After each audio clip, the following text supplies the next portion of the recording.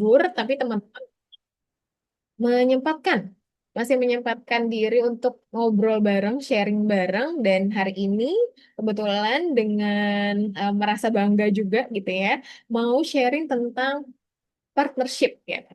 Karena kebetulan tadi kalau teman-teman sudah menyimak gitu ya, pada tahun ini saya sedang mengemban tugas sebagai Head Division untuk partnership dan juga ekosistem operasional di teman kreatif. Apakah sudah terlihat, teman-teman? Sudah ya? Sudah ya, Mbak Cynthia ya? Sudah terlihat ya? Udah, Mbak. Oke, Bismillah saya mulai. Jadi pada hari ini mau spill sedikit gimana ya caranya membangun strategi gitu ya, ekosistem kolaborasi dan event tanpa followers yang besar. Kenapa tanpa followers yang besar? Karena kalau teman-teman tahu, teman kreatif itu di akunnya followersnya belum sampai K-an ya, teman-teman belum sampai 10K, belum sampai 20K. Tapi untuk setiap program-program yang dihasilkan, itu selalu berupaya memberi semangat dan juga memberi manfaat gitu. Jadi banyak juga nih yang semangat ikutan, yang mendaftar gitu. Kok bisa ya? Kita coba ya. Kita coba lihat ada apa di balik itu.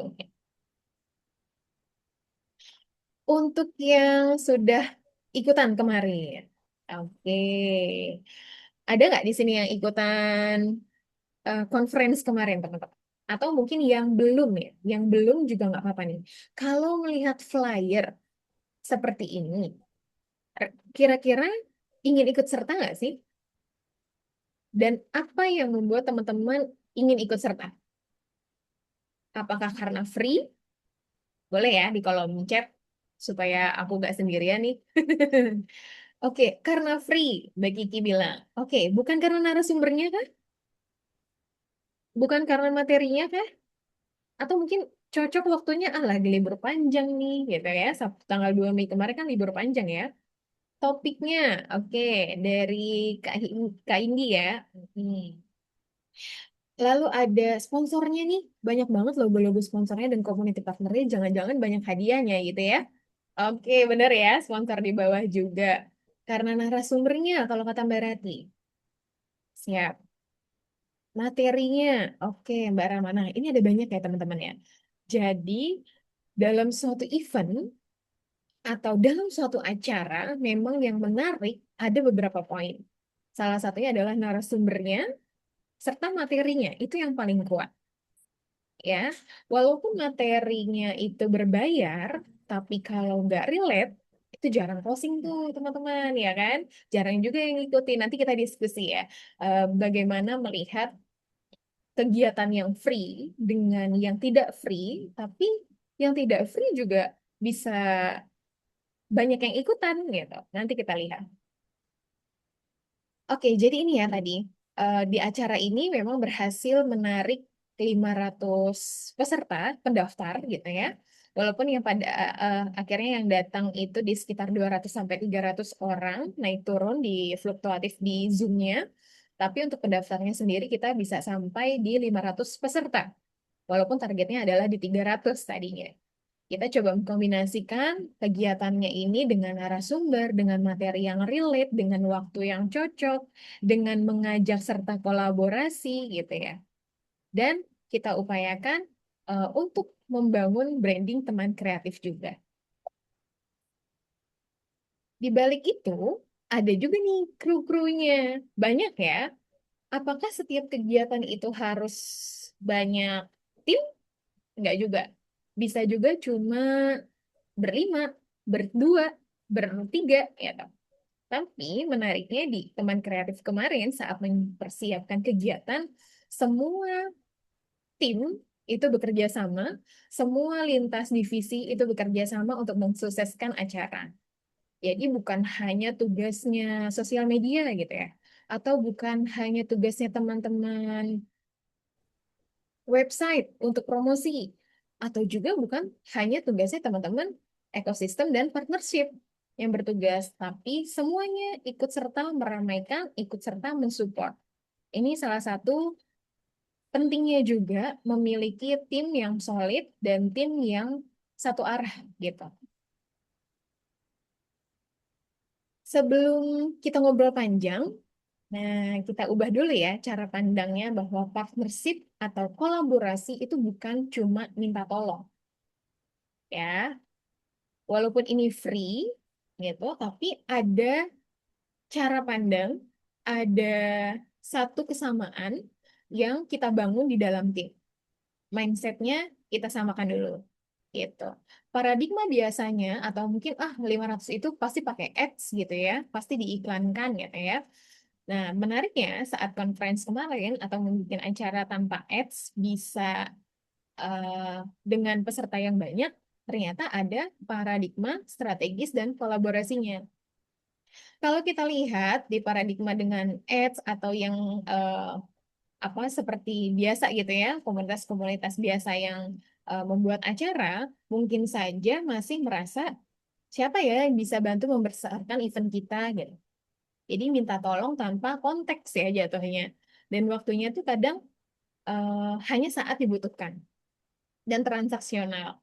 Mekanismenya kalau ads itu hanya untuk memberi reach, membeli jangkauan. Audiensnya nggak tahu nih acaranya apa gitu. Rentan dengan dianggap spamming juga. Nah, kalau kita membangun paradigma partnership dengan strategis dan kolaborasi, kita bisa mengubah mindsetnya dulu. Bagaimana ya kita bisa bertumbuh bersama dengan komunitas A? Bagaimana ya kita bisa bertumbuh bersama dengan komunitas B? Kita ada menawarkan value dan relevan dengan calon partnership kita. Jadi biasanya juga nggak hanya datang secara saat butuh gitu, saat acara itu aja, tapi sudah membangun relasi dan ekosistem yang Mm-mm. continuous gitu. Lalu mekanismenya kita meminjam kepercayaan kepada partnership, kepada stakeholder, ke audiens juga bahasanya kita hangat dari mulut ke mulut, dan kita tidak perlu memakai ads untuk konversi yang tinggi. Jadi itu tadi. Kenapa sih akhirnya teman kreatif walaupun followersnya masih kecil, ya kalau teman-teman mungkin lihat, itu bukan menjadi suatu halangan kita membuat suatu yang besar, gitu. Karena satu repost dari komunitas yang tepat itu jauh lebih berdampak daripada kita puluhan posting berkali-kali di akun sendiri. Makanya akhirnya teman kreatif, kalau teman-teman tadi lihat, kita bekerja sama dengan community-community yang memang memiliki value yang sama, yang memang relevan dengan teman kreatif. Seperti itu teman-teman. Ini ya, kita bawa dulu pemandangan ini, bahwa partnership itu bukan cuma minta tolong, tapi kita bisa tumbuh bersama. Itu tadi. Dalam berpartnership, kita meminjam istilah borrower trust, ya, kepercayaan. Jadi ada anatomi di sini, kalau teman-teman lihat, di sini ada borrow audience, yaitu kita meminjam audiens pihak lain untuk muncul juga untuk mengetahui niche kita secara spesifik. Ada trust. Kita mengkombinasikan pembicara tadi ya, media, komunitas, eventnya, dan audiens itu otomatis akan menganggap bahwa acara kita memang valid dan terpercaya. Lalu kita pinjam exposure. Ada paparan berulang. Semakin sering audiens melihat poster kita atau flyer kita ke acara kita gitu ya, dan ada logo partner, ada awareness yang dibangun, itu pasti meningkat drastis. Dari situlah akhirnya bisa muncul konversi eksponensial di mana peserta akan tertarik dengan kegiatan kita dan akhirnya mendaftar. Gitu. Orang tuh tidak tidak langsung mendaftar pada akun asing. Mereka pasti mendaftar karena ekosistem validasi eventnya gitu. Jadi kayak kita bekerja sama dengan kemarin ya dengan komunitas-komunitas UMKM, komunitas-komunitas pengembangan diri perempuan, pengembangan diri usaha gitu. Jadi kita mengajaknya tuh yang masih se-value, masih serelevan dengan materi dan topik yang akan dibawakan oleh teman kreatif gitu. Atau teman-teman bisa mulai mencari dan mengajak gitu ya bekerja sama, berkolaborasi dengan partnership atau stakeholder atau sponsor yang memang memiliki satu niche atau memiliki satu visi dengan usaha teman-teman. Seperti itu. Jadi kita optimalkan sekali kemarin untuk community partner, sponsor juga, atau media partner yang kita ajak kerjasama. Nah ini ya hacknya. Hack pertama. Mengapa partnership lebih powerful daripada ads? Ini tadi kita bekerja sama membeli iklan itu memang mempercepat jangkauan. Banyak yang melihat iklan kita, tapi tidak bisa membeli konversi yang paling krusial. Apa itu? Kepercayaan. Jadi, kalau saya pribadi sih lebih percaya ya dengan komunitas yang sharing informasi tentang komunitas lain gitu. Berarti kan kita eh, komunitas kita sudah percaya dengan komunitas ini bahwa kegiatannya baik gitu ya. Ada kerjasama di sini gitu. Jadi itu dia. Kalau saya dan teman-teman serta tim dari teman kreatif itu sangat mengoptimalkan sekali yang namanya kolaborasi. Seperti itu. Di sini ya, mekanismenya kita meminjam kepercayaan, terus audiensnya juga hangat. Nah, jadi dari mulut ke mulut, dari teman ke teman gitu ya. Lalu kita minim biaya sekali karena konversinya itu dibantu dengan community partner yang menyebar kembali informasi-informasi kita. Dan juga ada efek jangka panjangnya, yaitu membentuk jaringan atau ekosistem gitu ya yang berkelanjutan. Kerjasamanya bisa jadi berkelanjutan. Oke, kita lihat ya, ada 5 fase partnership engine dan timeline nanti. Nah, di sini fase pertama, ketika membuat acara kita perlu persiapan ya, sorry. Jadi ada rumus value-nya, ada timeline-nya kita buat teman-teman, lalu proposal, dan petakan juga stakeholder yang tadi yang relevan ya, gitu. Lalu kedua, setelah ada persiapan, kita mulai outreach dan deal. Di-riset dulu nih audiens partner kita, dicari dulu nih komunitas mana yang kira-kira memiliki peserta dengan eh, posisi yang sama gitu ya, POV yang sama gitu. Tadi perempuan atau laki-laki, terus juga UMKM, suka bergelut di dunia bisnis, bergelut di dunia remote work gitu. Jadi kita riset audiens partnernya kita. Lalu bisa kita kirim pitching secara personal tadi dengan proposal gitu ya. Lalu kita lakukan negosiasi dan kita follow up. Setelah outreach dan deal, itu ada pra-eksekusi. Disepakati lagi tadi MOU-nya, disepakati lagi tadi scope of work-nya. Lalu ada update update dashboard yang bisa di-tracking. Nanti kita lihat ya bersama-sama kalau pengelolaan event di teman kreatif itu seperti apa. Lalu distribusikan aset secara serentak juga, gitu. Jadi flyernya itu jangan lupa diberikan ke community partner, ke media partner, atau juga ke sponsor, gitu. Jadi mereka bisa serentak membagikan flyer-flyer kita juga. Dan jangan lupa untuk melakukan gladi racing, gitu, karena acaranya besar. Nanti setelah praeksekusi ada hari H. Hari H ini kita menjalankan semua rundown yang sudah disiapkan dan ada absensi. Nah, kenapa pentingnya ada absensi? Nanti kita lihat ya. Lalu ada juga setelah hari H pasti ada pasca event. Di mana pasca event ini kalau bikin acara berarti acaranya tadi menarik ya karena ada sertifikat, berarti harus mendistribusikan sertifikat. Lalu kita juga kirim laporan pertanggungjawaban dan tetap pelihara komunikasi dengan stakeholder atau partner-partner yang sudah bekerja sama. Itu ya, ada 5 fase partnership. Kita intip timeline-nya. Ada workflow end-to-end dan timeline operational partnership.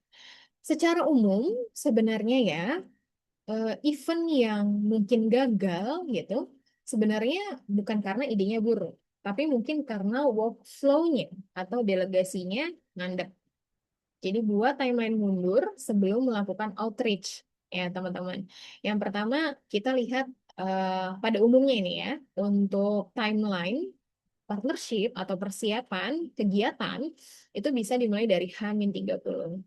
Ini untuk narasumber yang mungkin masih satu circle atau narasumber yang apa ya, bisa menarik perhatian gitu ya. Nah, ini bisa kita siapkan di H-30 dengan catatan sudah finalisasi konsep acara, sudah kita tentukan target audiensnya, lalu sudah disusun juga proposal dan surat undangannya. Lalu mulai ini mendekat ke calon partner di H-21, kira-kira persiapannya dari 7 hari setelah kita dapat finalisasi konsep dan membuat proposal ini, kita mulai outreach dan dealing dengan calon-calon partner. Di situ mulai ada proses penandatanganan MOU, mulai ada penandatanganan surat perjanjian kerjasama gitu ya. Dan juga kita mulai bisa mapping potensial atau mengelompokkan calon-calon partnership kita.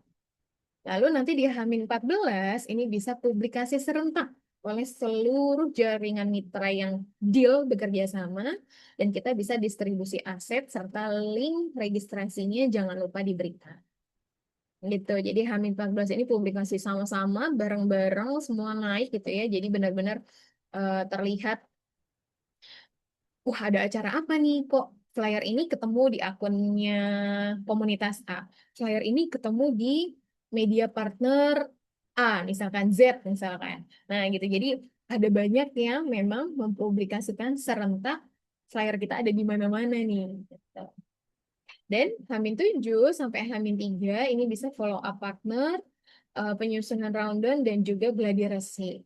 Nanti di hari H dan after acara atau pasca event itu bisa kita distribusikan sertifikat serta laporan.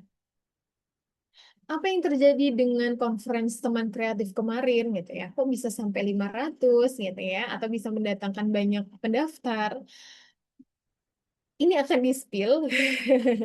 Jadi inilah rute yang dihadapi oleh teman kreatif pada saat membuat conference kemarin, teman-teman. Jadi memang kita sudah menyiapkan H-90 dari acara. Kenapa? Karena tadi salah satunya adalah faktor narasumber. Narasumbernya kami coba ingin menghadirkan seseorang yang memiliki kapasitas untuk berbicara gitu ya. Tadinya mau kita undang kementerian gitu ya. Tadinya kita mau ajak prof gitu ya misalkan. Nah, ini teman-teman harus sudah mulai siapkan konsep dari H-90. Karena ada kemungkinan untuk ditolak dan kita ada kemungkinan untuk mencari narasumber lain. Itu yang dikhawatirkan. Jadi nggak selalu untuk apalagi prosesnya kita minta narasumber pemerintah gitu ya ke pemerintahan, kementerian itu pasti akan ada rules atau aturan-aturan yang dilewati gitu ya. Tahap-tahap yang dilewati dari ke sekretaris mungkin, lalu habis itu nanti kita perlu audiens dulu sama apa namanya tangan kanannya gitu ya atau asistennya gitu. Nah itu perlu perjalanan yang panjang. Makanya kalau kemarin atau kita lebih baik mempersiapkan event yang besar gitu ya, event yang memang melibatkan banyak pihak, sebaiknya disiapkan dari H-90 gitu. Di sini kita bisa konsepin ide besar, tujuan eventnya, lalu target audiensnya sama scope of partnership-nya. Gitu. Nanti di H-75 kita sudah mulai pembuatan proposal. Dengan proposal juga kemungkinan bisa saja berubah-berubah gitu ya.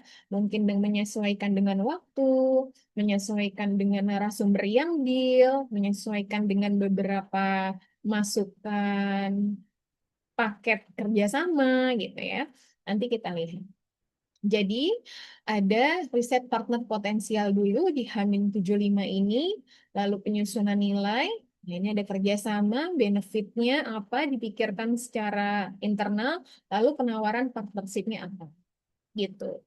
Lalu di H-60 kita masuk nih proses pitching, negosiasi, dealing gitu ya. Kita mulai presentasi ke komunitas A, mulai presentasi ke media partner, mulai presentasi ke calon sponsor gitu.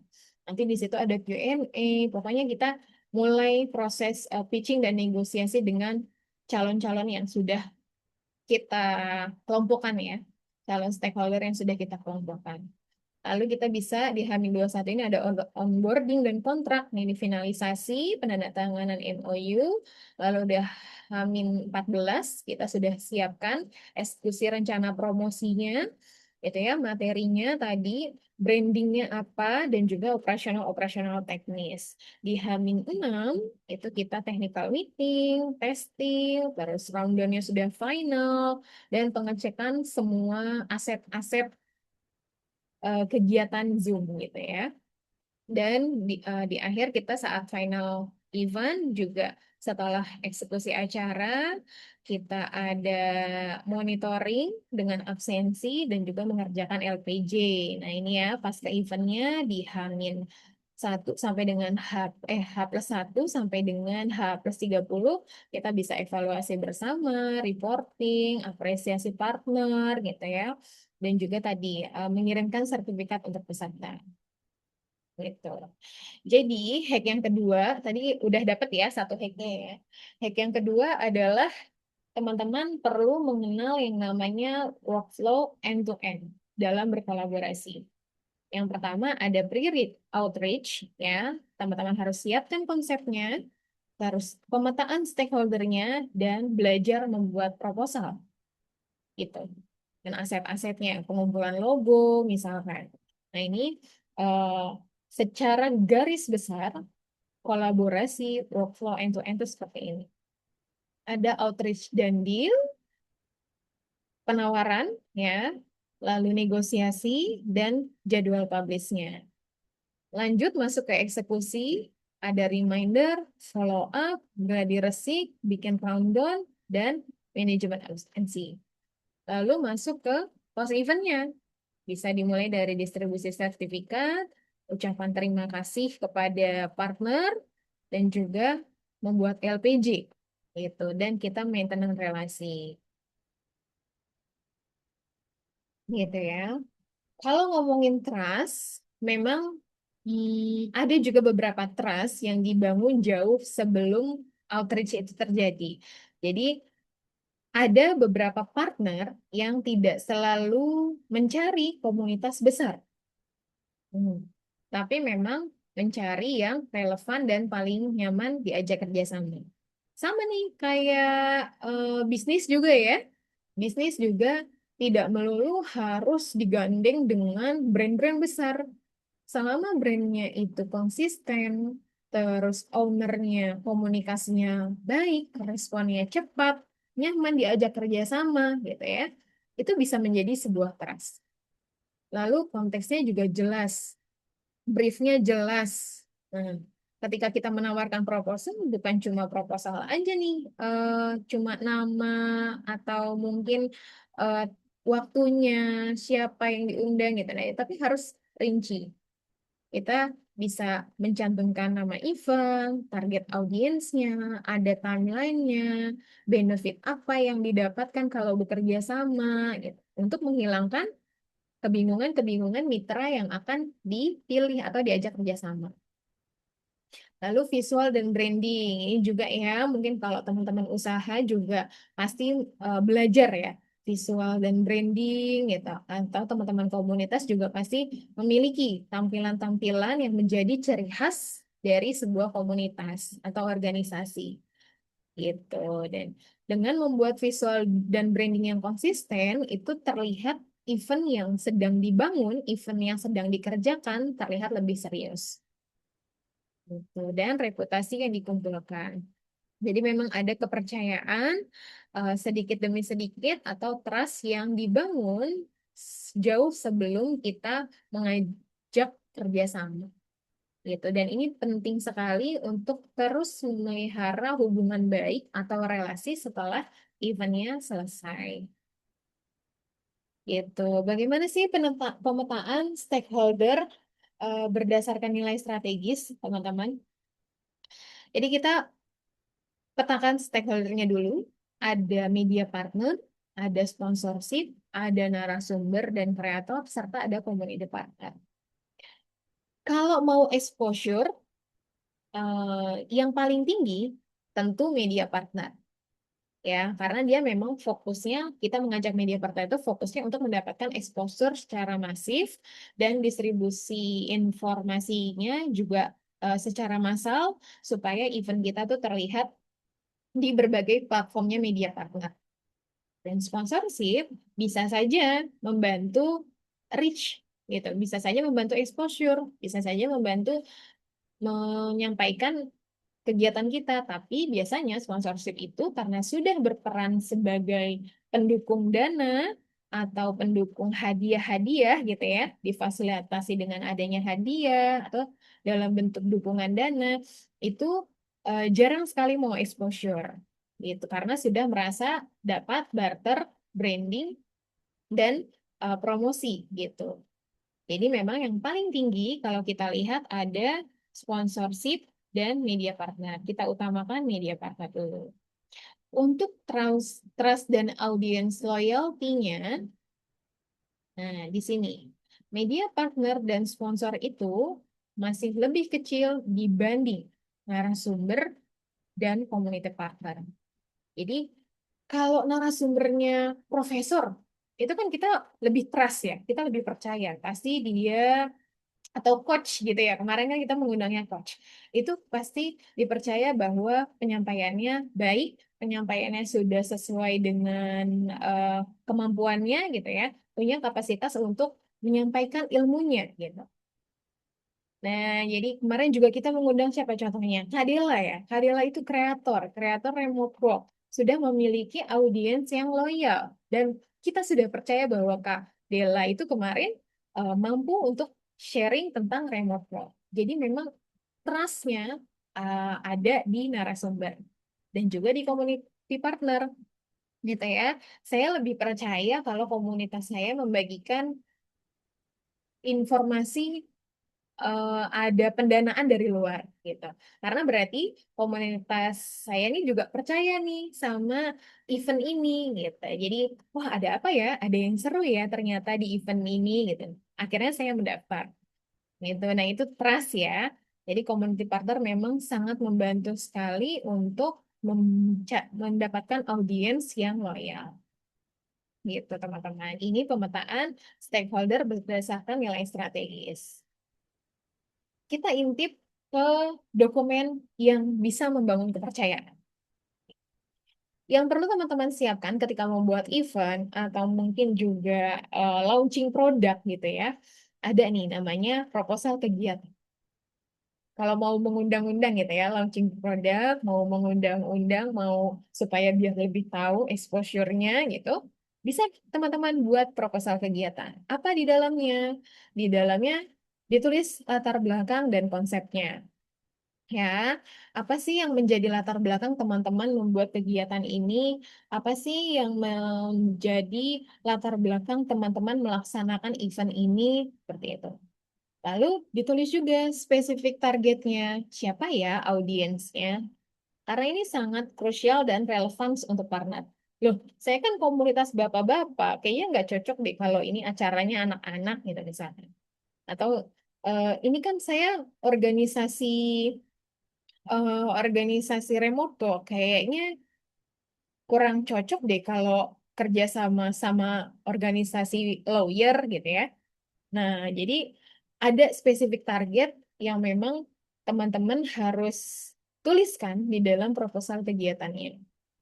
Lalu juga jangan lupa cantumkan benefit partnernya. Benefit partner ini bisa fokus pada apa yang sudah akan didapatkan oleh teman-teman calon partnernya gitu. Bisa juga berupa exposure, branding, atau network gitu. Jadi bukan hanya penyelenggara yang dari poin penyelenggara gitu. Tapi bisa kalau kamu bekerja sama dengan kami, keuntunganmu adalah A, B, C, D gitu. Nah, itu bisa dituliskan sebagai benefit partner. Lalu untuk narasumber yang sifatnya VIP gitu ya, baik itu dari tadi dari kementerian, dari pemerintahan, atau mungkin pejabat daerah gitu ya, itu perlu adanya surat undangan. Atau mungkin narasumber-narasumber yang sudah jam terbangnya sudah tinggi, itu ada baiknya juga disiapkan surat undangan. Di surat undangan, teman-teman bisa menuliskan tujuan dan technical flow-nya gitu. Lalu tuliskan juga benefit narasumber gitu ya, ada exposure audiensnya dan juga dampak sosial ketika narasumber itu ikut bergabung sebagai pembicara gitu. Jadi nanti apa sih memang dampak sosialnya yang bisa didapatkan kalau saya ikut berbicara di kegiatan ini? Nah, itu bisa dicantumkan tuh. Apalagi memang tujuannya sama dengan organisasi atau dengan value dirinya si narasumber itu. Biasanya akan menjadi nilai tambah di dalam surat undangan. Lalu jangan lupa formatnya rapi ya, formal, sederhana juga boleh, tapi bisa meningkatkan kredibilitas event kita. Lalu setelah ada proposal, ada surat undangan, kita bisa tuliskan MOU gitu. Di dalam MOU atau surat perjanjian kerjasama atau juga bisa disebut SOW ini, tuliskan kewajiban penyelenggara itu apa? Kewajibannya teman kreatif itu apa?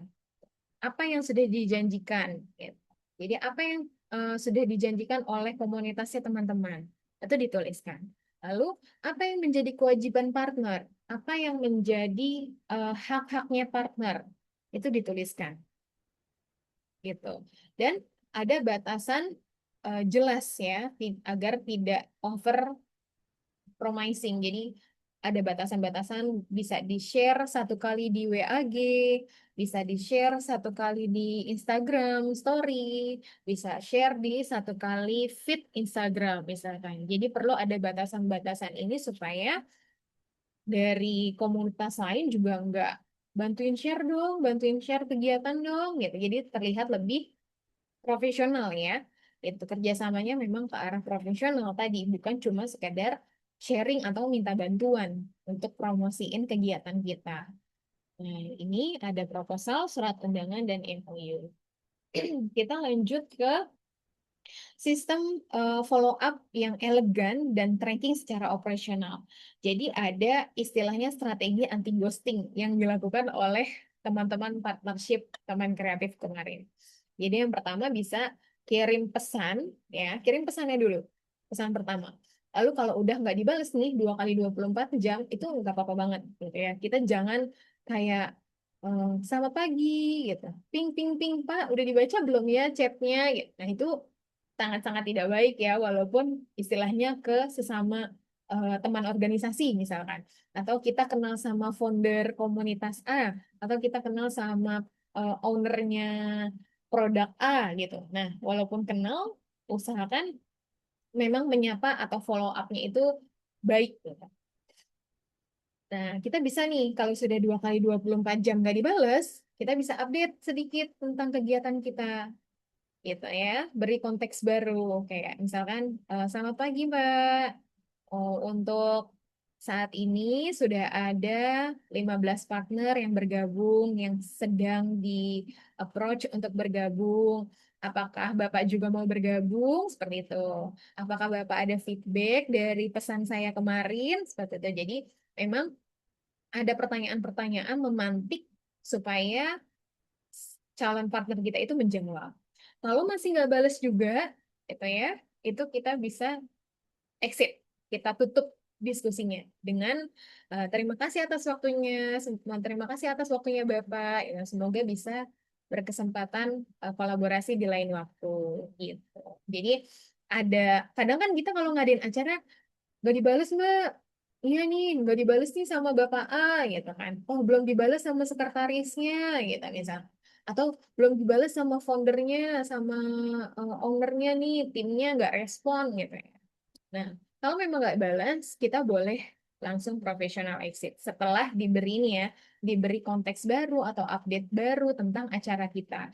Kalau nggak dibales, berarti memang sudah tidak tertarik atau belum dulu mau bergabung ya. Jadi kita bisa langsung cut untuk ini proses pitchingnya.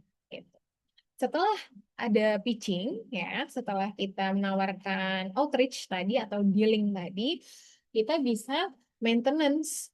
Nah, maintenance ini juga dilakukan oleh teman-teman partnership untuk mencegah double communication.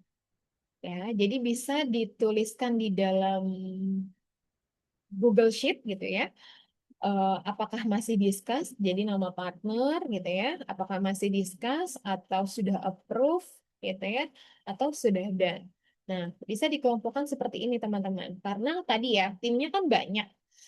Kita mungkin sudah laporan, tapi ada juga beberapa tim yang mungkin tidak sempat melihat, tidak sempat menyimak. Nah, dia bisa melihat di satu Google Sheet yang sudah disiapkan gitu. Jadi di Discuss ini ada proses yang masih menunggu balasan, revisi benefit atau keputusan-keputusan internal. Actionnya bisa dijadwalkan untuk follow up lagi. Kalau sudah approve, berarti partner sudah setuju, MOU sudah ditandatangani. Jadi kita bisa kirim tadi flyer-flyer yang sudah disiapkan untuk dipublish atau done. Dan ini adalah partner yang sudah publish, tugas-tugasnya sudah selesai, kita juga sudah melaksanakan kewajiban, bisa dikumpulkan bukti tayang untuk nanti laporan pertanggungjawaban. Nah, ini kita lihat ya. Contoh kontrol dokumen yang berlaku di teman kreatif. Jadi ada surat keluar, ya, teman-teman bisa lihat. Surat keluar yang dikelola itu seperti apa? Sebaiknya dirincikan ya, ada nomor suratnya, tanggal buatnya kapan, tanggal kirimnya, jenis dokumennya berupa apa gitu. Lalu ditunjukkan kepada instansi apa gitu. Statusnya tadi apa? Apakah masih approval, apakah sudah done atau tadi masih proses penawaran seperti itu. Follow up-nya seperti apa gitu. Dan siapa yang menjadi PIC-nya gitu. Jadi teman-teman bisa menyiapkan satu sheet yang di dalamnya bisa dilihat bersama. Lalu kayak ini, contohnya untuk bekerja sama, kita bisa tuliskan nama partner atau nama brand, lalu tuliskan jenis partnership-nya gitu ya, yang handle-nya siapa, lalu ada nggak nama partner atau PIC partner di komunitas stakeholder-nya gitu, atau di media partnernya. Ini ditulis supaya semua bisa melihat atau yang menjadi PIC ingat gitu ya untuk nama, email atau nomor WA-nya. Lalu bentuknya seperti apa nilai yang ditawarkan? Apakah dia mau cash? Apakah dia mau barter value gitu? Ini bisa dilihat tergantung dengan penawaran. Lalu ada branding atau logo-logo yang sudah disiapkan gitu untuk naik. Nanti ada pre-event. Dicatat juga pre-event sudah di-share atau belum sama mereka. Kita sudah mencantumkan logo atau belum gitu. Nah, ini bisa di-tracking semua. Lalu saat hari H ada adlibs gitu ya. Kalau mungkin ada paket ketentuannya gitu atau paket benefitnya. Lalu mungkin ada penyebutan penampilan logo. Nah, ini bisa dituliskan. Lalu collab kontennya seperti apa yang dimau, apa yang diinginkan itu juga bisa dibicarakan, ya, ditentukan juga. Lalu ada asetnya, ada press release-nya, gitu. Dan untuk teman-teman stakeholder itu penting juga melaporkan kegiatan naik tayangnya. Kita juga harus kontrol nih sebagai partnership. Kita juga harus kontrol apakah calon-calon apakah sponsor-sponsor yang sudah deal gitu ya atau community partner yang sudah deal atau media partner yang sudah deal itu melakukan promosi di akun mereka. Nah, ini bukti-buktinya juga harus dikumpulkan. Saat live juga harus dipersiapkan ya, teman-teman ya. Jadi saat live itu juga harus dipersiapkan apakah ada yang diputar logo sponsor, apakah ada yang diputar video sponsor gitu ya. Lalu ada info giveaway dari sponsor tuh apa gitu. Nah, ini harus disiapkan juga ketika membuat event offline, online. Ini hacketnya, jadi pentingnya untuk pemetaan potensi stakeholder dulu. Jadi teman-teman bisa petakan dulu community partner yang akan berkolaborasi, media partner yang akan berkolaborasi, sponsorship, dan mengundang narasumber siapa. Itu ya, jadi memang partnership yang sukses tidak dibangun secara acak, tapi pendekatan eventnya, berdasarkan dengan fungsi spesifik setiap mitra. Ya, selamat mendapatkan hack keberapa ya kita? Sudah ada berapa hack nih? Ada yang menyimak nggak? Coba. Ada berapa hack ya sudah dibagikan?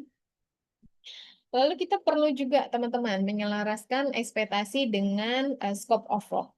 Jadi ada kewajiban organizer sama kewajiban partner.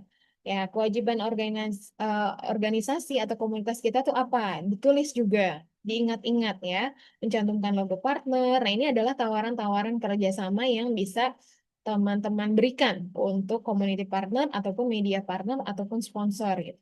Mencantumkan logo, memberikan exposure, mention di sosial media, menyediakan akses VIP untuk registrasi gitu ya, menyediakan akses VIP untuk promosi di acara. Nah, ini adalah kewajiban-kewajiban atau beberapa benefit yang bisa teman-teman coba tawarkan ketika saat membangun partnership gitu. Dan kewajiban partner itu misalkan seperti harus mempublish poster kita di H-14, di H-7 gitu ya. Bantu repost story, bantu share informasi ke komunitas. Nah, ini bisa diselaraskan dengan kebutuhan kita dan kebutuhan partner. Seperti itu.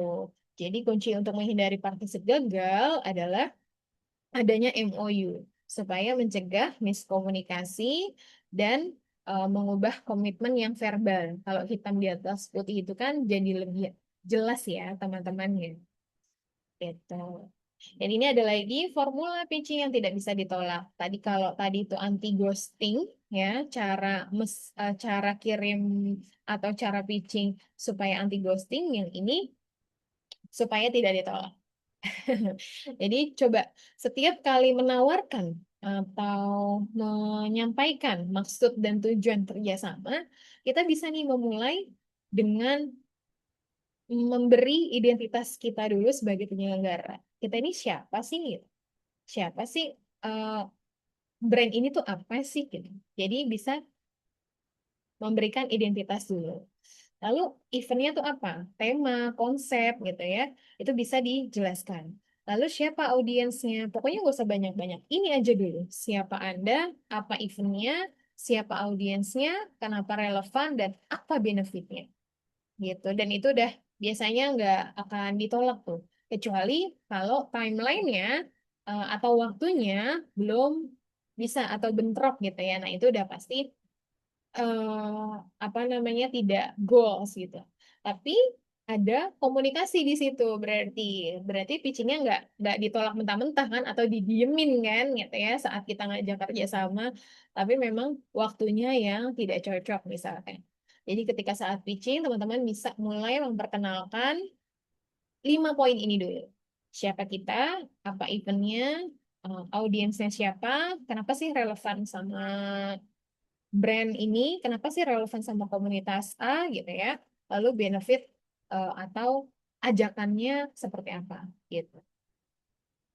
Jadi ini tadi hacknya ada lagi seni pitching ya, menawarkan relevansi bukan cuma minta tolong.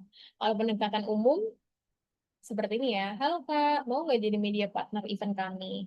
Caranya bisa tolong bantu post ya. Itu udah pasti di-cut tuh, nggak mau gitu ya. Jadi nggak memang hanya berfokus pada kebutuhan sendiri gitu dan langsung ditodong gitu ya. Mau minta tolong jadi media partner nggak? Gitu. Dan siapa nih? Kok nggak kenal? Ini dari POV-nya calon partnernya. Siapa ini? Kenapa ya kami harus bantu gitu? Nah, itu nggak selesai di situ di pendekatan umum yang masih salah. Lalu di pendekatan profesional bisa kayak, halo Kak, misalkan dari brand apa disebutkan atau mungkin sudah tahu namanya gitu ya. Kami melihat audiens komunitas Kakak sangat relate dengan tema digital skill yang sedang kami angkat.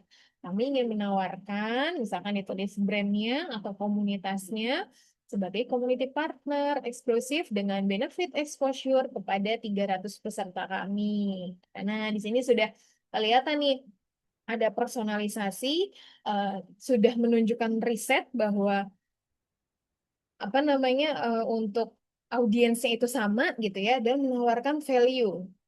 Itu menawarkan value atau relevannya. Oh, ternyata relevan ya dengan tema digital skill-nya. Jadi, sehingga pola pikir calon partnernya, oh mereka sudah tahu nih tentang komunitas kita, mereka sudah paham dengan audiens dan member-member kita gitu. Dan sepertinya bisa jadi win-win solution. Nah, ini biasanya akan dibalas oleh calon partnership-nya gitu.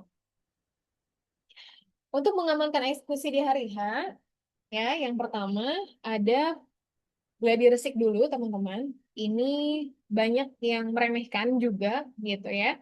Tapi padahal krusial. Ini jadi bisa dicek list untuk audionya, visualnya, terus juga materi-materinya. Pokoknya harus dicoba gitu ya. Backup plan-nya. Lalu yang kedua adalah rundown. Siapkan rundownnya supaya transisinya rapi, urutannya profesional gitu ya. Dimulai dari waktu, sesi acara, PIC-nya siapa, dan kebutuhan teknis lainnya. Di poin 3 perlu ada manajemen absensi. Ya, bukan cuma sekedar daftar, hadir, gitu. Tapi bisa menjadi validasi untuk keikutsertaan. Lalu ada komunikasi internal. Ya, pisahkan antara chat personal dan operasional tim itu agar beberapa pesan-pesan yang memang eh, perlu diatensi itu tidak tenggelam gitu. Ini ya, kita ke closing bagaimana merawat ekosistem. Ya, jadi di sini ada looping cara merawat ekosistem. Dimulai dari event sedang berlangsung, lalu event selesai, ya akan timbul trust baru, akan timbul kepercayaan baru dari peserta-peserta yang baru mendaftar, lalu habis itu dikasih apresiasi pesertanya. Dan untuk dan untuk partnership itu bisa diberikan laporan pertanggungjawaban. Maka nanti dia akan lanjut ke event selanjutnya. Maka dia akan mau bergabung kembali ke event selanjutnya. Gitu. Dimulai lagi seperti itu.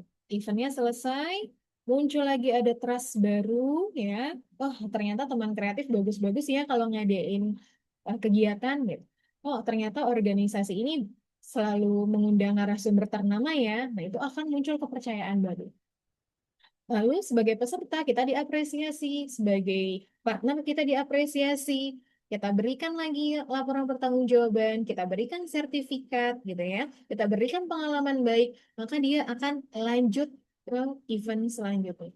Pasti ikut serta. Setiap kali penyelenggaranya dari teman kreatif gitu ya, misalkan, oh teman kreatif bagus-bagus nih, pasti pada mau ikutan gitu. Karena sudah merasa loyal dan juga sudah merasa trust. Itulah pentingnya merawat ekosistem. Gitu teman-teman. Ya, cara membangun networking dari nol. Jadi jangan hadir hanya saat butuh. Kita bisa punya koneksi-koneksi baru itu dengan memelihara koneksi yang sudah ada. Itu jadi rawat komunikasi setelah event. Dan bangun reputasi dari hal kecil. Gitu.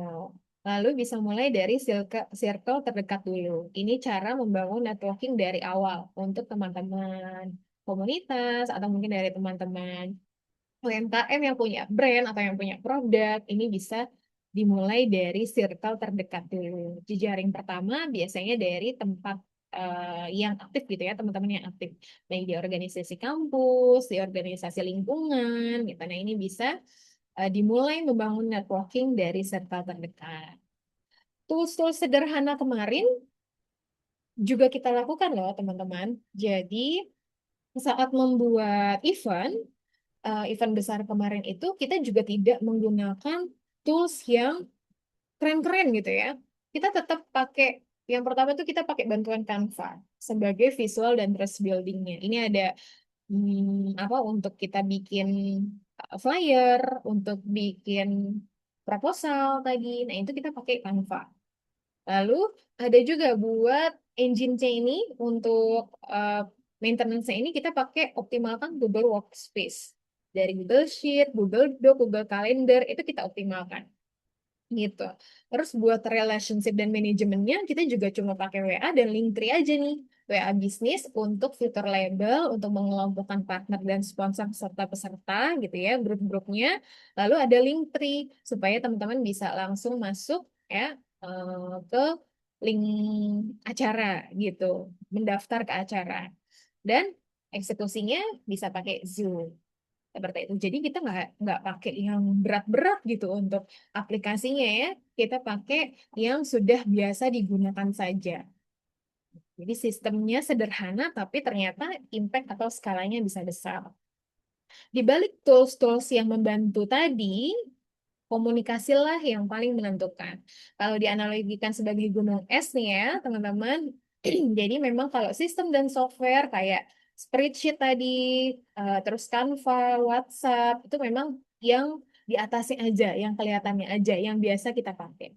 Tapi di bawah itu, untuk partnership 90% mengandalkan sikap dan komunikasi dasar. Responnya cepat, briefingnya jelas gitu ya, visual brandingnya konsisten kita dan komunikasinya asertif, jelas, tegas, sopan. Pokoknya kita menghindari yang namanya miskomunikasi. Itu. Jadi kesimpulannya, membangun ekosistem kolaborasi itu dimulai dari workflow yang terstruktur, ada timeline, ada MOU, lalu ada sistem yang konsisten, tools yang mudah digunakan, tools yang mudah dilihat oleh bersama, serta tracking gitu. Dan ada borrow trust, ada relevansi dan komunikasi. Nah, itu udah pasti eventnya sukses. Ya, event besar dengan ratusan peserta itu nggak pernah dibangun sendirian di satu komunitas aja, di ruang hampa. Pasti dibangun oleh kumpulan sistem-sistem atau komunikasi asertif dan konsistensi dalam mengeksekusi yang dilakukan secara terus-menerus. Jadi saat kita berhenti untuk fokus pada followers kita, tapi kita mulai membangun jembatan kolaborasi dengan ekosistem yang relevan, disitulah pertumbuhan komunitas yang benar-benar terjadi. Seperti itu, teman-teman. Oke, terima kasih. Saya kembalikan ke Mbak Cynthia. Masya Allah, ternyata komunikasi itu nggak sesimpel yang terlihatnya, Mbak ya. Banyak strategi dan juga ada mapping yang harus jadi concern kita. Setuju nggak nih teman-teman di sini?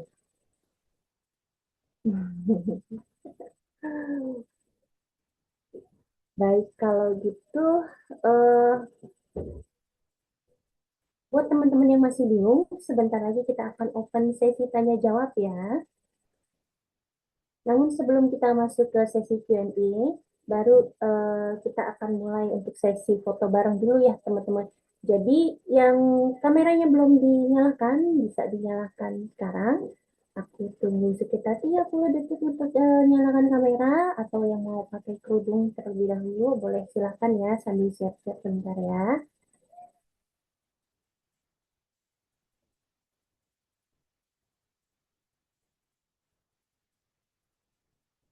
Nggak usah dandan di touch up berlebihan, nggak apa-apa.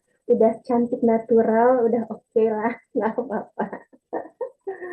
Iya, wah ini masih banyak yang tergabung ya, Mbak Cynthia ya. Oh iya nih, Masya Eh, Allah. ada lagi gak dia yang mau Ada buka? lagi yang mau Ya, buka bantu itu campnya? jepretin deh. Oke ya, baik. Oh nggak bisa lagi open open cam, nggak apa-apa Kak. Nggak apa-apa. Oke, kita langsung mulai aja ya fotonya ya.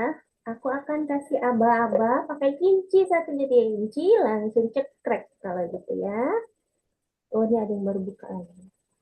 Ayo kita nyalakan camnya. Oh ada siapa tuh adik kecil ikut mau ikut mau Oke. ikut berfoto. Baik, kita mulai ya. Satu, ini kan ada 6 slide. Satu, dua, tiga untuk slide pertama. Cekrek kunci. Sebentar ya.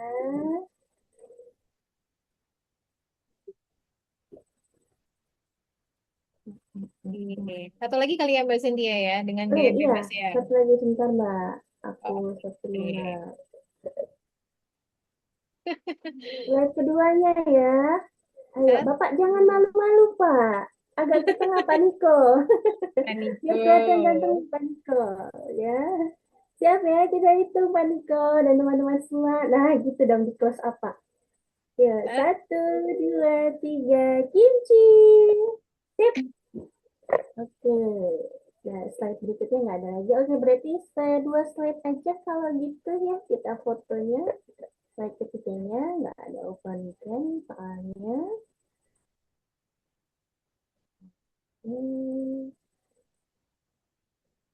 Nah, karena sesi fotonya sudah, sekarang Cynthia akan open untuk sesi tanya jawab. Baik, teman-teman yang mau nanya langsung sama Mbak Nini, kita masih punya 15 menit ke depan untuk sesi Q&A. Jadi manfaatkan sebaik-baiknya. Yang mau raise hand boleh raise hand, open mic, atau yang mau nanya di kolom chat boleh banget, nanti akan Cynthia pilihkan sesuai dengan durasi waktunya ya nanti ya. Boleh ada yang raise hand kah? Atau yang mau open mic?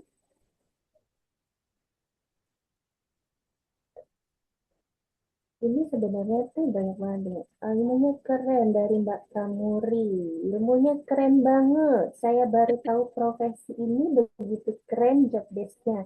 Karena saya pemula di dunia digital. Narasumbernya juga keren. Ya dong pastinya dalam pertanyaan tadi dan Mbak Yusfanya. Oke. Nah, Mbak Muri ini kan pemula. Kira-kira ada nggak sih yang mau ditanya ini Mbak Muri? Mungkin gimana Kayaknya ada caranya? pertanyaan nih Mbak Cynthia dari Pak Hmm, Indi ya. Kak Kak Indi. Indi ya. Bapak atau Hmm. Mas ya, kira-kira kita panggilnya kakak aja ya. Boleh Kak kakak Indi nih, Oh ya ya Kak di Indi, Mitra workflow Mart. Wah. ekosistem. Ayo Hmm. silakan. Workflow ekosistem kolaborasi di atas dapat dibangun menggunakan artificial automator seperti N8N, misalnya seperti itu enggak? M M8N ya. Oke. Oh, oh. Saya Gimana tuh coba Mbak?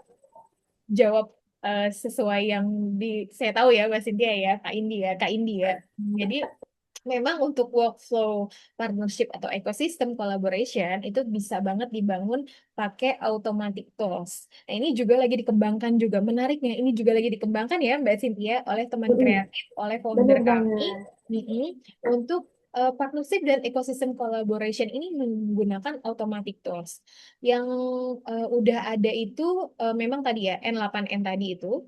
Saya nggak tahu sebutnya apa, tapi kayaknya N8N itu. Tapi kalau saya biasanya menggunakan Zapier, pernah tahu juga Zapier, atau apa ya, kalau nggak salah satu lagi tuh namanya Integro apa gitu, saya lupa juga kayak ini. Hmm. Jadi memang Mm-mm. penting banget untuk ditekankan automation itu hanya efektif kalau workflow secara manualnya udah jelas dulu, Mbak. Gitu, atau kayak ini ya, karena memang kebanyakan orang langsung pakai automation, tapi sistem kerjanya sendiri tuh belum rapi gitu. Akhirnya chaos lah, biasanya bahasa kita chaos ya.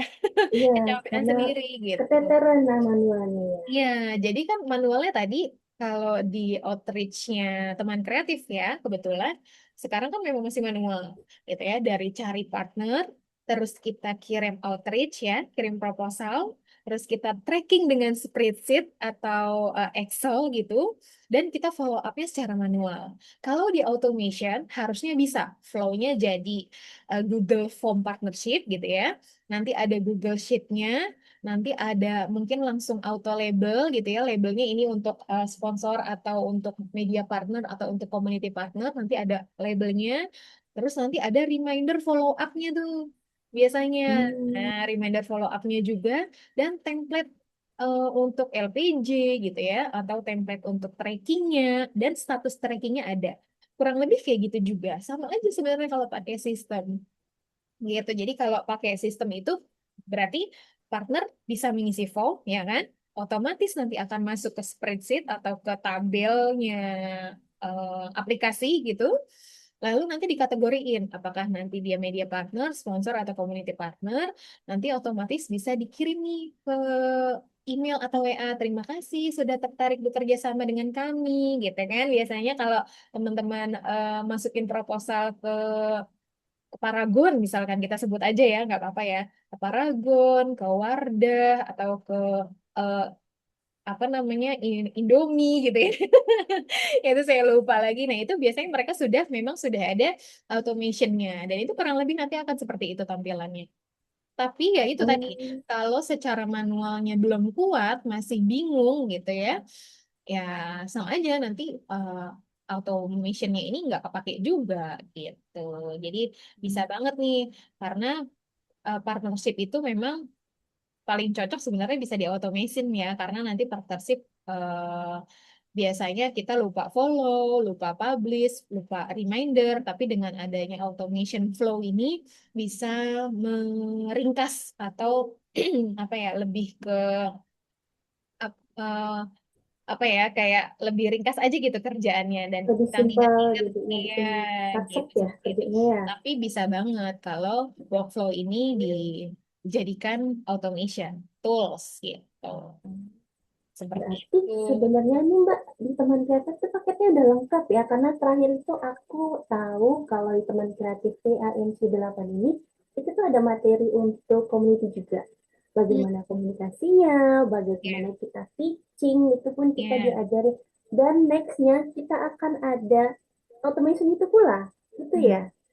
Oh, hmm, berarti keren sih ini sebenarnya karena nggak hanya ramah untuk pemula teman-teman yang baru mau terjun ke ngambil bidang community, tapi juga untuk teman-teman yang udah ambil community tapi mau naik level yang lebih advance gitu kan.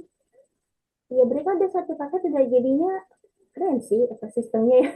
Jadi kalau teman-teman yang memang mau mendalami bidang community partnership berarti bisa banget nih gabung ke teman kreatif gitu ya. Iya ya. nggak sih Mbak sebenarnya. Baik. Kalau gitu ada lagi nih yang mau nanya. Oh nih Kak Rini, untuk calon partner yang sudah menolak, apakah tetap di-maintain untuk next event dan berapa lama kita sebaiknya tetap memasukkan ke list sebagai calon partner sepanjang pengalaman Kak Rini saat ini bagaimana yang paling challenge saat melakukan pendekatan ke calon partnership? Itu Mbak gimana tuh Mbak? Oke, untuk calon partnership yang sudah menolak, apakah tetap di-maintain untuk next event? Kalau calon partnership sudah menolak, pengalamanku, iya, tetap harus di-maintain. Karena penolakan partnership itu tidak selalu berarti mereka nggak suka sama event kita, Mbak. Tapi atau bisa juga tidak tertarik selamanya gitu ya. Kadang mereka tuh menolak karena tadi timingnya nggak cocok, ya.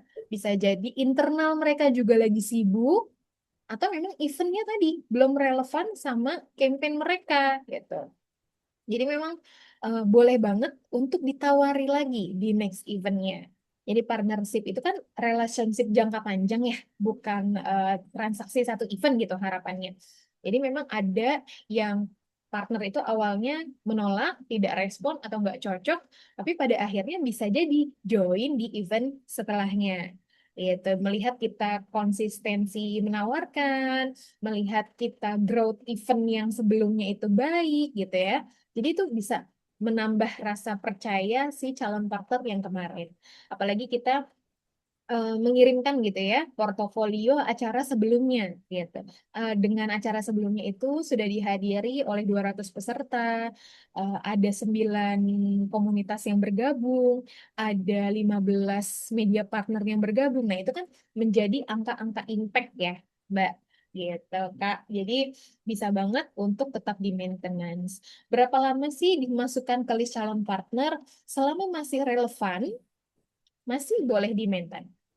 Jadi biasanya yang kami lakukan tetap simpan kontaknya, tetap follow akun komunitasnya, karena biasanya kan habis acara, udahlah di unfollow aja gitu kan misalkan. Ah, narasumbernya udah selesai acara, udahlah di unfollow aja gitu kan. Sebagai syarat giveaway aja gitu. Nah itu tuh biasanya gitu kali ya. Nah ini jadi tetap follow akun komunitasnya, sesekali engage dengan like, komen gitu. Dan update pada saat event yang lebih relevan gitu. Jadi gimana sih cara maintainnya tanpa terlihat memaksa gitu ya? Tadi jangan sampai kayak spam chat gitu ya, atau terus menawarkan kerjasama gitu, tapi lebih ke menjaga koneksi. Gimana sih caranya menjaga koneksi itu banyak. Jadi kayak tadi mengucapkan terima kasih walaupun ditolak gitu ya. Terima kasih ya Kak, semoga di lain waktu bisa bekerja sama gitu kan. Terima kasih atas waktunya, terima kasih atas atensinya gitu. Walaupun kita nggak tahu apakah proposal kita sebelumnya dibaca gitu ya. Tapi nggak apa-apa, terima kasih aja dulu gitu. Karena sudah meluangkan waktu untuk membalas. Jadi bisa tetap support postingan mereka, bisa like, bisa komen, engage sewajarnya aja gitu. Atau update pencapaian event sesekali. Eh, Teman kreatif saksikan di channel, baca di channel kami mengenai impact kegiatan sebelumnya. Nah gitu. Kak izin share ya artikel dari teman kreatif. Kak share ya artikel dari komunitas saya gitu. Nah itu kan kita bisa update pencapaian event ya sesekali ya gitu. Banget sih, Itu Mbak. sih paling Mm-mm. Mbak untuk pengalamannya ya. Iya, jadi berkelanjutan ya Mbak Rini. Baik, kalau gitu, karena nggak ada lagi yang akan bertanya, kita akan lanjutkan sesi berikutnya kalau gitu ya. Nah, sebenarnya sih nggak ada sesi berikutnya lagi sih. Kita udah hampir mau ending gitu kan. Jadi, tapi sebelum kita tutup, saya mau rekap dulu nih Mbak Rini apa aja yang udah kita pelajari itu. Yang pertama community bukan hanya minta tolong ya Mbak Rini, bener kan ya Mbak ya? Tapi sarana untuk tumbuh bersama dengan sistem yang terstruktur dan komunikasi yang clear. Kemudian partnership juga nggak hanya sekedar posting kewajiban, tapi ada tanggung jawab moral di dalamnya atas relation networking yang sudah kita jalin. Dan yang terakhir, senjata utama komunitas partnership itu adalah trust, yang merupakan investasi yang dibangun oleh seorang community dan partnership secara berkelanjutan. Kurang lebih seperti itu. Jadi itu semua bukan hanya teori ya teman-teman. Ini yang disampaikan oleh Mbak Rini itu semua pengalaman nyata yang udah terbukti. Jadi semoga bisa langsung menginspirasi teman-teman semua ya. Nah sekarang nih Mbak, sebelum kita closing, saya mau minta tolong sama Mbak Rini untuk pesan penutupnya nih Mbak. Pesan sepatah dua kata-kata untuk teman-teman supaya apa yang bisa menginspirasi. Monggo Mbak Rini. Oke. Iya, kalau dari saya, hmm, memang membangun trust saat kita belum punya nama besar itu ini ya teman-teman menjadi challenge gitu. Tapi kita tetap bisa menjaga konsistensi follow up. Karena memang partnership itu bukan sekali chat langsung deal, tapi memang ada proses di dalamnya. Dan partnership itu kombinasi antara komunikasi dan project management. Jadi untuk teman-teman yang merasa ingin dilibatkan gitu ya, atau merasa ingin bekerja sama gitu ya, mudah-mudahan tidak ada pandangan seperti dimanfaatkan. Gitu. Jadi memang berpartner itu harus nyaman, dihargai, diapresiasi, dan dianggap sebagai bagian dari ekosistem event kita sendiri. Seperti itu, Mbak Cynthia. Baik, terima kasih banyak nih Mbak Rini wejangannya. Nah, karena Mbak Rini sudah memberikan energinya, waktunya untuk hadir di sini, sebagai bentuk apresiasi dari teman kreatif, kita akan berikan sertifikat secara simbolis kepada Mbak Rini atas ilmunya, materinya, insight-nya. Terima kasih banyak Mbak Rini. Terima kasih, Mbak Cynthia. Terima kasih, teman kreatif. Baik, nah teman-teman, spill the screen nggak hanya sampai di saat ini aja ya. Kita akan berlanjut di minggu depan. Nah, jangan lupa kalau kalian belum isi absensi, linknya masih aktif. Jadi boleh dibantu di-share lagi ya Mbak ya. Mbak Emma, biar teman-teman bisa diisi sekarang sebelum kita closing. Kemudian juga untuk sharing insight-nya jangan lupa diposting agar teman-teman juga bisa dapat hadiah reward-nya ya. Hadiah reward-nya berupa career blueprint dan juga sesi conversation dari Space English. Nah, kita masih punya sesi seri lengkap di 1 minggu sampai 21 Januari 2026 untuk sesi skill the screen yang nanti minggu depan itu akan dilangsungkan di tanggal 6 Juni di hari Sabtu dengan pembicaranya itu kita ada belum nongol dia kayaknya sebentar ya, kita ada Kak Laura Kristi Putri. Beliau akan memperkenalkan job desk content manager itu seperti apa, dan kebetulan hostnya itu Mbak Rini juga yang akan incas di minggu depan ya.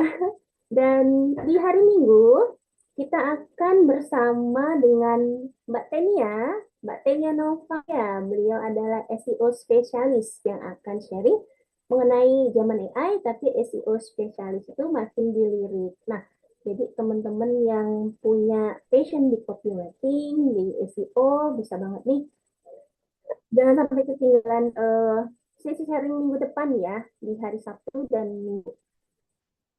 Nah, oke, baik. Untuk info lengkapnya bisa teman-teman cek di Instagram teman kreatif. Yang belum follow bisa langsung follow dan gabung ke WhatsApp grupnya teman kreatif, dan jangan sampai ketinggalan update-nya. Dan untuk link pendaftaran sesi selanjutnya serta template untuk challenge akan dibagikan juga di WhatsApp grup ya teman-teman. Nah, sekali lagi terima kasih untuk yang sudah hadir dan aktif hari ini semuanya, yang sampai saat ini sekitar 48 ya, 48 yang hadir ya. Itu sudah stay sampai di akhir. Terima kasih banyak juga Mbak Rini sudah sharing yang luar biasa. Sampai jumpa di skill the screen berikutnya. Tetap semangat dan tetap kreatif ya dari Cynthia. Apabila ada salah kata atau ada kekurangan, mohon maaf yang sebesar-besarnya, dan kita sampai jumpa di skill the screen berikutnya. Terima kasih. Wassalamualaikum warahmatullahi wabarakatuh. Saya izin close ya. Wassalamualaikum.